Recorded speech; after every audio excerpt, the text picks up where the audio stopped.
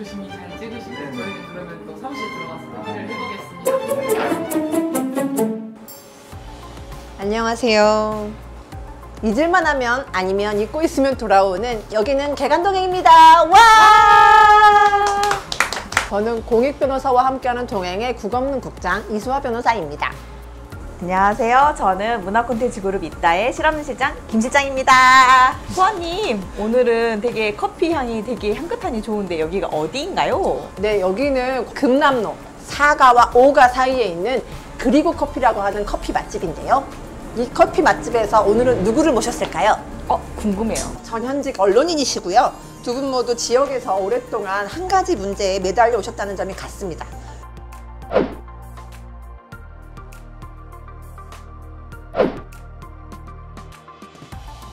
갑작스럽게 이렇게 섭외 연락을 드려서 어떠셨는지.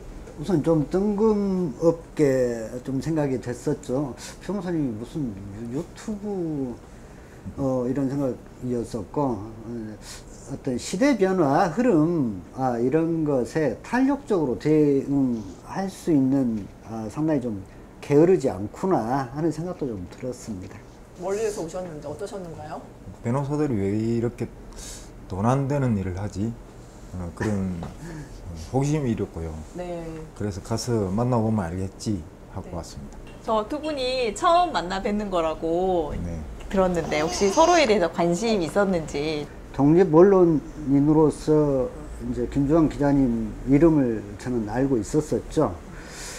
그러다가 이제 어른 김장하를 보면서 그런데 이 편을 들었던 기자님이 왜 갑자기 지금 영상 그 기자님이 맞나 하고 상당히 궁금했었어요. 이제 어른 김장하를 통해서 제가 알고 있었던 그분을 좀 더 다시 보게 됐었습니다. 저는 예전에 기자 시절에 네. 일본군 위안부 관련 그 취재와 또 시민단체 활동을 좀 같이 했기 때문에 강제동원 문제에 대해서는 꾸준히 관심이 있었고, 그래서 이국은 대표님은 몰랐지만 강제동원 모임에 대한 그 언론 보도 기사는 꾸준히 봐왔는데 이분이 그분이구나 하는 걸 오늘 알았습니다. 어른 김장학 이후에 전국에 이제 강의를 다니시느라 바쁘시죠? 작년까지는 굉장히 바빴고요. 한 달에 뭐 거의 한 보름, 네. 15일 이랬는데 지금은 한 달에 한 몇백 번 네. 그 정도 다니고 있습니다. 강의를 가는 것과 안 가는 것에 어떤 기준이 있으신가요? 날짜가 서로 겹치지만 않으면 가려고 하죠. 왜냐하면 그 김장하 선생님 이야기를 좀 더 많이 전파하고 싶은 마음이고, 저 이야기를 듣고 싶어 하는 분들이 뭐 있다는 것 자체가 고마운 일이니까요. 우일적 강제동원 시민 모임에 대해서 간단하게 소개 부탁드립니다. 실제 이제 강제동원 피해를 입으신 분들의 그 인권 회복을 위해서 뭐 일부 소송을 지원하는 것도 있고, 또 풀어야 될 역사적 과제가 아직 미완이잖아요. 네. 그 부분들에 관련한 역사 정의 활동, 피해자들이 지금 사라지고 있는 상황에서 피해자들의 여러 역사적 어떤 사료나 그 자료 이런 것들을 수집하고 또 발굴하는 사업, 뭐 이런 활동들을 해오고 있습니다. 경남도민일보를 창간하신 어떤 배경이 있으실까요? 제가 그 직전에 있었던 경남매일은 지역신문의 어떤 문제점, 모순을 다 안고 있는 건설회사가 소유하고 있는 언론이었거든요. 네. 마침 그 97년에 IMF가 오면서 네. 그 모기업인 건설회사가 부도가 났어요. 그래야 그 건설회사를 상대로 투쟁을 해가지고 당신들이 갖고 있는 지분 다 내놔라 뭐 이래가지고 그걸 바탕으로 시민주주를 모집을 했죠. 한겨레처럼 시민주주 언론으로 한번 새로 만들어보자. 네. 그래서 창간한 게 경남도민일보죠. 경남도민일보는 그 주주 모집하고 이렇게 하는 과정이나 이런 부분은 어려움은 특별히 없었나요? 참 신기한 일인데, 어쨌든 그때가 이제 IMF 상황이라는 굉장히 어려운 여건 속에도 불구하고 아주 단시일 안에 6,200명의 시민주주가 참여를 했어요. 생각해 보면 그만큼 좀 제대로 된 언론에 대한 우리 그 시민들의 열망이 네. 컸기 때문이 아닌가 그런 생각이 들죠. 이국원 그 대표님도 그 전에는 기자를 하셨다고 들었어요. 그런데 일제 강제 동원에 어떻게 관심을 가져서 지금 이렇게 사회 단체 일을 하고 계신지 궁금해요. 21년 전인데 그때 제가 2003년 오마이뉴스 기자로 지역에서 이제 취재 중에 강제동원 피해자들이 서울에 그 상경 시위를 하러 간다고 하더라고요. 일본에서도 외면당하고 또 우리 정부도 무관심하니까 대한민국 국적을 포기하러 가는 시위를 한다 하는 것을 이제 취재하게 됐는데, 그때 그것을 보면서 아, 이 문제가 아직까지도 우리 사회에 해결되지 못한 채 남아 있었다라고 하는 것이 제가 상당히 좀 무지했었다라는 생각도 좀 들었었고, 이 문제가 어떻게 이렇게 외면당한 채 버려진 국민들처럼 올 수 있었던가 하는 것이 저한테는 계속 의문이기도 했었고, 제가 이제 기사 뭐 한두 줄 성의 있게 쓴다고 이 문제가 절대 안 될 것 같아요. 그래서 이렇게 시민들의 어떤 목소리를 귀합해서 어떻게 해보는 방법 아니고는 안 되겠다 싶어서 2008년도에 기자를 그만두고 뭐 시민단체를 이제 결성하게 됐었죠. 잊혀지셨던 그 강제동원 피해자를 발굴하신 거가 기자님이라고 인터뷰한 거를 봤어요. 아니, 그거 발굴한 건 할머니? 아니고요. 네. 군 할머니라고 네, 맞아요. 캄보디아에 계시다가 일본군 위안부로 끌려갔다가 이제 해방이 되고 전쟁이 끝났는데도 캄보디아에서 돌아오지 못하고 그냥 그 현지인으로 위장해서 겨우 이제 생존해 계시다가 50년이 지나고 나서 갓 한국하고 캄보디아하고 수교를 맺어가지고 한국에 이제 그 존재가 알려졌는데, 이분이 이제 50년이라는 세월이 지났기 때문에 자신이 한국인이라는 사실을 입증할 뭐 아무런 근거가 없잖아요. 제가 기자로서 취재를 해가지고 이 할머니의 그 여동생 가족을 그 찾아서 만나게 해드렸던 거죠. 예. 할머니를 발굴한 것은 아니고 이제 그 혈육 찾기 일을 해드린 거죠. 예. 그 처음에 전시는 근로정신대 할머니와 함께하는 시민 모임이거든요. 시작하실 때 이제 집안에 사모님이나 가족들의 반대는 없으셨는지. 찬성하지는 않았었는데 그때만 하더라도 할머니들이 이제 자식들한테도 그 못했던 이야기를 저한테 이렇게 털어놨던 그런 얘기들이 있었거든요. 근데 이걸 안 들었으면 모르는데 이렇게 할머니들의 삶을 이제 많이 좀 들어버렸죠. 들어버리고 일본 최고재판소에 계류되어 있던 상황이었어요. 일본 소송에서 승소 가능성은 저는 전혀 없다고 봤었었죠. 다만 피해소는 그 분명한 사실인데, 피해소하기 이전에 이 사건을 한국 사회에 알려서 결과를 바꿀 수는 없다고 하더라도 이게 역사에 그냥 그대로 묻혀버리지 않도록 하기 위해서는 뭔가 다른 방안이 필요했었고, 그러자고 하면 제가 기자를 그만두는 것을 더 머뭇거리면 안 되겠다는 생각이 들더라고요. 시민단체를 생각을 하게 됐는데, 그 전 단계로 이제 그동안 조금 뭐 들었던 이야기 이런 것들을 이제 다큐멘터리로 영상의 힘을 빌어서 알리는 것이 그나마 좀 효과적이겠다 해가지고 네. 다큐멘터리를 좀 제작을 하게 됐었죠. 그 정도 봐도 이 이건 대표가 근본적으로 사람 착한 것 같아요. 이게 보통 기자들이 이제 이 취재 현장에서 좀 안타까운 사연을 가진 취재원들을 만나도 그냥 기자들이 그냥 그 순간 아이고 좀 안타깝네. 기사를 쓰는 소재로 그냥 활용하고 나면은 또 뭐 다른 취재로 옮겨가고 끝이거든요.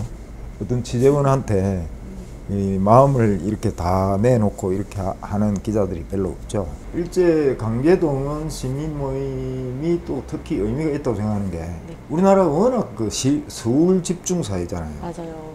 모든 게 이제 서울을 중심으로 돌아가고, 심지어 시민운동, 사회운동도 다 서울에 본부가 있거든요. 맞아요. 근데 지역에 본부를 두고 전국적인 활동을 펼치는 단체가 지금은 없어요. 지금 제가 알기로는 강제동원 시민모임 이거밖에 없어요. 김장하 선생님이 행평운동 기념사업회를 만들었잖아요. 네. 그 행평운동이라는 게 1923년 그러니까 일제강점기 때 진주 지역에 있던 백정과 네. 지식인들이 신분 해방운동 그걸 기치로 만든 단체였는데 그 당시에는 경남 진주에서 만든 단체가 전국 수십 군데 지사를 두고 그 진주를 중심으로 그 사회운동이 펼쳐졌었거든요. 네. 그때만 해도 지금처럼 그 서울 집중화가 되지 않았다는 거죠. 지금 100년이 지난 지금 이 시점에 지역에 본부를 두고 전국적인 영향력을 미치는 이런 사회운동을 하는 단체는 제가 볼 때는 지금 이우건 대표가 하고 있는 강제동원 시민모임 말고는 지금 현재로서는 없어요. 그래서 굉장히 의미가 있는 단체라고 생각합니다.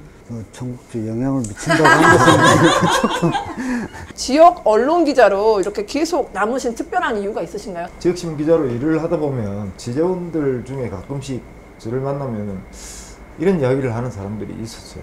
지방신문에 계실 분이 아닌데 이제 서울 가셔야죠. 뭐 이런 이야기를 하시는 분들이 종종 있었는데 네.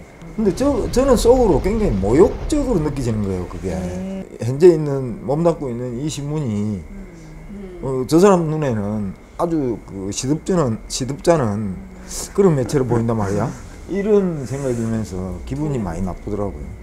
특별하게 결심하신 어떤 계기가 있으실까요? 지역 주간지 기자를 하다가 딱 1년 후에 그 당시 진주 전문대라는 학교에서 총학생회장 선거가 있었는데 거기서 이제 운동권 학생과 비운동권 학생 사이에서 약간 이제 폭력 사태 이런 게 좀 있었어요. 근데 운동권 학생들이 일방적으로 비운동권 학생들한테 폭행을 당한 그런 사건이었는데 경찰이 와가지고 얻어맞은 학생들 한 30명 정도를 경찰 그 닭장차라고 하죠. 그 부스에 고스란히 태워가가지고 그 학생들을 완벽하게 그냥 가해자로 바꿔놓은 거예요. 그때가 그래갖고 혹시 실례지만 몇 년도 정도? 1991년 그리고 막 몽둥이 이런 걸로 얻어맞았기 때문에 뭐 특수폭행 그리고 집단으로 폭행을 당했기 때문에 집단 폭행 이런 것까지 당한 그 피해자가 완전히 그 가해자가 돼가지고 이제 그 당시 경찰에서 보도자료를 낸 게 이제 이 학생들을 지리산 결사대라는 이름으로 군대처럼 뭐 중대, 소대, 분대 조직을 갖추고 지리산에 들어가고 체류단이란다 화염병 투척 훈련을 하고 뭐 이랬다 하는 식으로. 그래서 설마 국가보안법으로 기소됐나요? 그렇죠. 그래 폭행과 뭐 이런 걸 딱 똘똘 말아가지고 그 당시에 이제 그 중에서 17명인가를 구속시키고 그리고 그걸 계기로 해가지고 전국에 있는 모든 대학의 학생운동권 조직을 일망타진을 했어요. 조선대, 녹두대, 뭐 전남대, 5월대 이런 조직 사건을 막 만들어가지고 근데 그 당시 그 사건이 일어났을 때 그 현장을 목격한 기자는 제가 유일했거든요. 그 현장을 보지도 않은 기자들이 경찰에서 발표하는 그 완전 그 왜곡된 그 보도 자료를 그대로 그냥 뺏겨 쓰는 거예요. 그걸 보고 제가 충격을 받았죠. 야, 이런 현실을 고발할 수 있는 기자가 한 명 정도는 있어야 되지 않겠느냐 하는 그런 생각이 들어가지고 안 되겠다 그냥 아예 기자를 전업으로 삼아야 되겠다 생각을 하고 이제 마산에 있는 좀 일간지 시험체가 들어갔죠. 요거는 내가 절대 놓지 않는다. 이런 원칙들이 있으실까요? 후대에 전해져야 할 중요한 기록이다 하는 것은 지금 당장 그게 뭐 상업적으로 돈이 되는 그런 건 아니더라도 어떤 사명감으로서 기록을 반드시 남겨야 된다. 뭐 이런 정도이겠죠.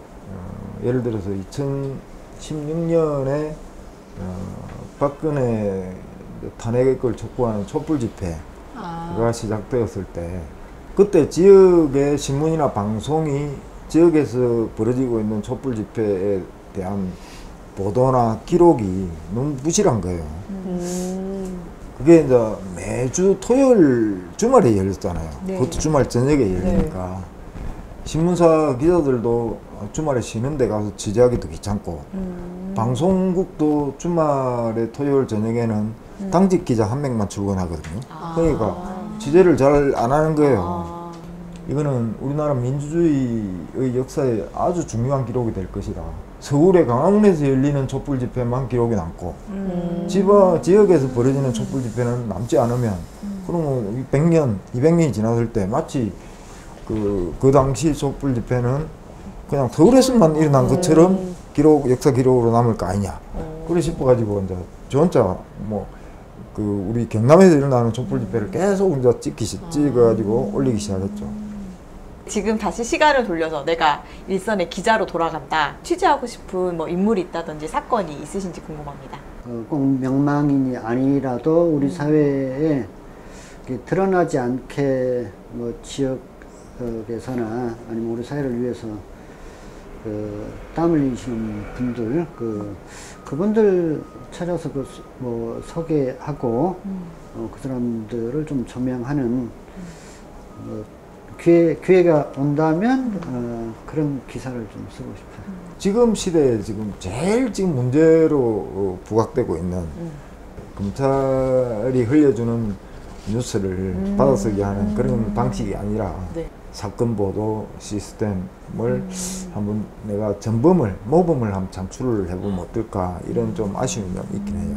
제 후배 기자가 이제 시도를 좀 했었는데 이제 기소가 되고 재판을 하잖아요. 네. 이 기자가 이 법정에 들어가가지고 그 재판 과정에서 있었던 이야기를 생중계하다시피 너무나 흥미진진하게 기사를 쓰는 거예요. 저쪽 변호사가 이렇게 이야기하고 이쪽 피고인이 이렇게 반박하고 이 과정들을 정말 재미있게 쓰는 거예요. 이렇게 보도해도 충분히 독자들의 관심을 끌 수 있겠구나 하는 생각이 들었어요.